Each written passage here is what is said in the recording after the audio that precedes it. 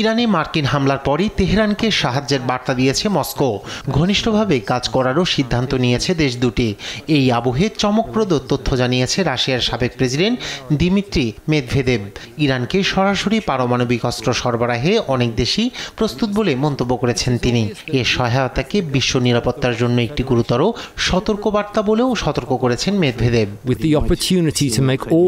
রাশিয়ার নিরাপত্তা পরিষদের ডেপুটি চেয়ারম্যান মেদভেদেভ এক্স পোস্টে জানান, ইরানে লক্ষ্যবস্তু বানানো স্থাপনাগুলোতে ন্যূনতম বা কোনো উল্লেখযোগ্য ক্ষতি হয়নি। তার মতে ইউরেনিয়াম সমৃদ্ধিকরণ এবং সম্ভাব্য পারমাণবিক অস্ত্রের উন্নয়ন অব্যাহত থাকবে। ইরানি হামলার মাধ্যমে যুক্তরাষ্ট্র আরেকটি বড় সংঘাতের ঝুঁকিতে পড়েছে বলেও সতর্ক করেন তিনি। এই হামলার ফলে ইরানি নেতৃত্ব রাজনৈতিকভাবে আরও শক্তিশালী হয়েছে বলে মন্তব্য তার। মেদভেদেবের এই মন্তব্য ওয়াশিংটনের ওপর চাপ হিসেবে দেখছেন অনেকে। এদিকে চলমান উত্তেজনার মধ্যেই মস্কো সফর করেছেন ইরানের পররাষ্ট্রমন্ত্রী আব্বাস আরাকচি।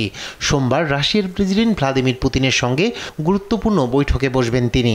এর মধ্যে ইরানি কর্মকর্তাদের সঙ্গে সরাসরি আলোচনার প্রস্তুতি সেরেছে মস্কো। দুই দেশের মধ্যে এই উচ্চ পর্যায়ের বৈঠক এমন এক সময়ে হচ্ছে যখন ইসরায়েল ইরান সংঘাত দ্বিতীয় সপ্তাহে।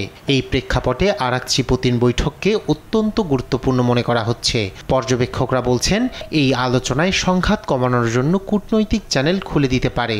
যদিও ইউক্রেন যুদ্ধ চালিয়ে যেতে অনড় থাকলেও মধ্যপ্রাচ্যের উত্তেজনা প্রশমনে মধ্যস্থতার জন্য কাজ করার আগ্রহ প্রকাশ করেছেন পুতিন।